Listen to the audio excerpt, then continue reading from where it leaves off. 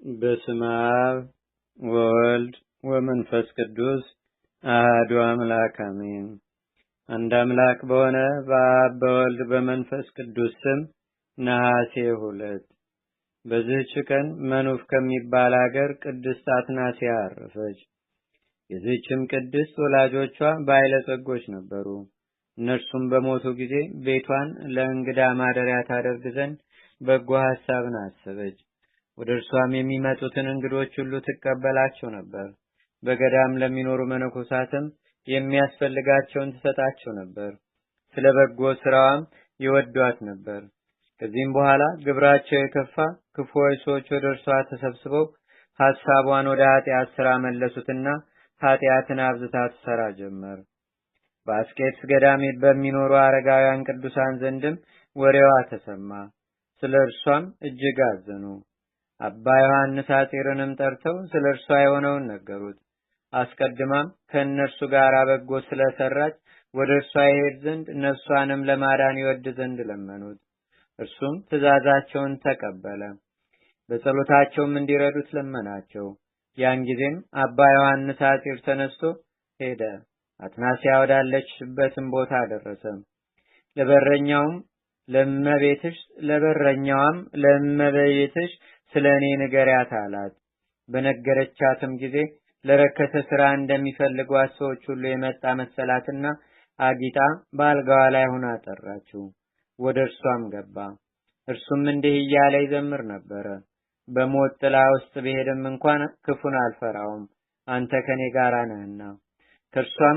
ከእርሷም ጋራም አስቀመጠችው። ያን ጊዜም ራሱን ዘንበል አድርጎ አለቀሰ። ለምን ታለቅሳለህ አለችው። እርሱም ሰይጣናትን በላይሽ ሲጫወቱ አየኋቸው።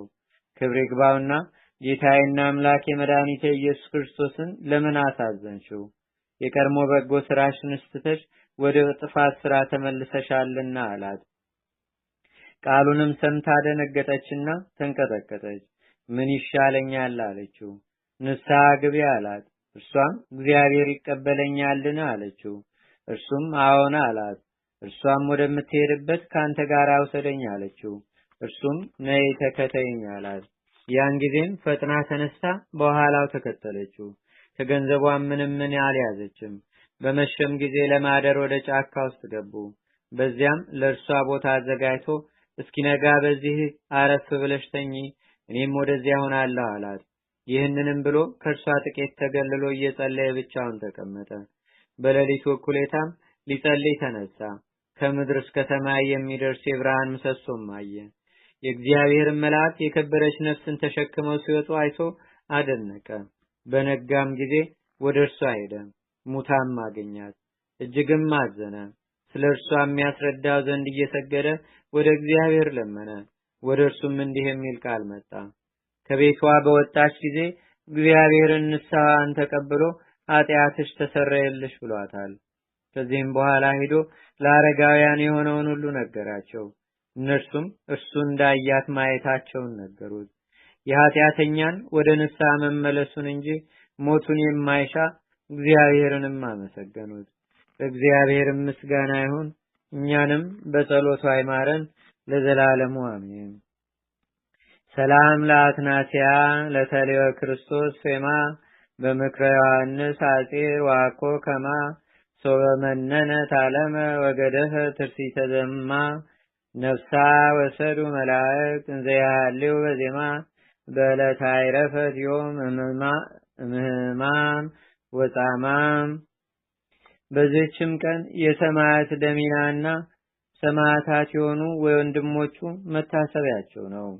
በረከታቸውም በአገራችን በኢትዮጵያ በሕዝበ ክርስቲያኑ ሁሉ ላይ ለዘላለሙ አድሮ ይኑር አሜን።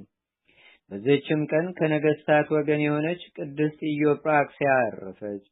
የእርሷም የአባቷ ስም ኢጣጎኖስ ነው። የንጉሱም አማካሪ ነበረ። የእናቷም ስም ኢዮጵራክስያ ነው። እነርሱም ደጎች ነበሩ። ጾምና ጸሎትንም ወደ እግዚአብሔር የሚያቀርቡ ነበሩ። ይህችንም ቅድስት በወለዷት ጊዜ በእናቷ ስም ኢዮጵራክስያ ብለው ጠሯት። ከጥቂት ጊዜ በኋላም አባቷ አረፈ። እድሜዋም 6 ዓመት በሆነ ጊዜ እናቷ ወደ ደናግል ገዳም ከእርሷ ጋር ወሰደቻት። ይህችም ቅድስት ደናግሉ ሲያገለግሉ አይታ ስለምን እንዲህ ደክማችሁ ትሰራላችሁ አለቻቸው። እነርሱም ክብር ይግባውና ስለ ክርስቶስ ነው ብለው መለሱላት። ወደ ዲያቆናዊትም ሂዳ ያመነኩሷት ዘንድ ለመነች። እነርሱም ለእናቷ ነገሯት። እናቷም ለዲያቆናዊቷ ሰጠቻት። በደናግሉም ሁሉ ዘንድ አደራ ሰጠቻት። ከጥቂትም ቀኖች በኋላ እናቷ አረፈችና ቀበሯት። ከዚህም በኋላ ቅድስት ኢዮጵራክሲያ የምንኩስናን ልብስ ለበሰች። በጾም በጸሎትና በሰጊድም ተጋድሎን ጀመረች። በየ7 ቀንም ትጾም ነበር። ሰይጣንም በእርሷ ላይ ቀንቶ ሊፈትናት ጀመረ። ወደ ውሃ ውስጥም እርሷን የሚጥልበት ጊዜ ነበረ። እንጨትም ስትፈልጥ በምሳር የሚያቆስልበት ጊዜ ነበረ። የፈላ ውሃን በላዩ የሚያፈስበት ጊዜ ነበር። ነገር ግን ምንም የጎዳት የለም። ለደናግሎችም ስታገለግል ብዙ ዘመናት ኖረች። ምንም አትታክትም ነበር። በምድርም ላይ አትተኛም። መላዋን ሌሊት ቁማ በጸሎት ታድር ነበር እንጂ። ከገድሏ ጽናትም የተነሳ ደናግሉ እስከሚያደንቁ ድረስም 40 ቀን ቁማ ትፈጽም ነበር። ከዚህም በኋላ ጌታችን በሽተኞችን በማዳን አጋንንትንም በማስወጣት የዕውሮችንም ዓይን በመግለጥ የአንካሶችንም እግር በማስተካከል ድንቆችንና ተአምራቶችን በእጁ አገለጠ። ዲያቆናዊት ኢዮኤልያም ለኢዮጵራክሲያ መጻሕፍትንና የምንኩስናንም ሥርዓት አስተማረቻት። በሥራም ሁሉ ትሳተፋት ነበር። እጅግም ይፋቀሩ ነበር። እርሷም ሰማያዊ ሙሽራ ወዳለበት የመንግስት አዳራሽ የማያልቅ ተድላ ደስታም ወዳለበት ኢዮጵራክሲያን ሲያወጧት ራእይን አየች። በነቃችም ጊዜ ለደናግል ነገረቻቸው። ወደ እርሷ ሲሄዱም በትኩሳት በሽታ ታማ አገኟት። ስለ እነርሱም እንድትጸልይ ለመኗት።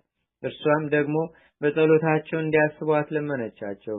ያን ጊዜም ጸሎት አድርጋ መረቀቻቸውና በሰላም አረፈች። በእናቷም መቃብር ውስጥ ቀበሯት።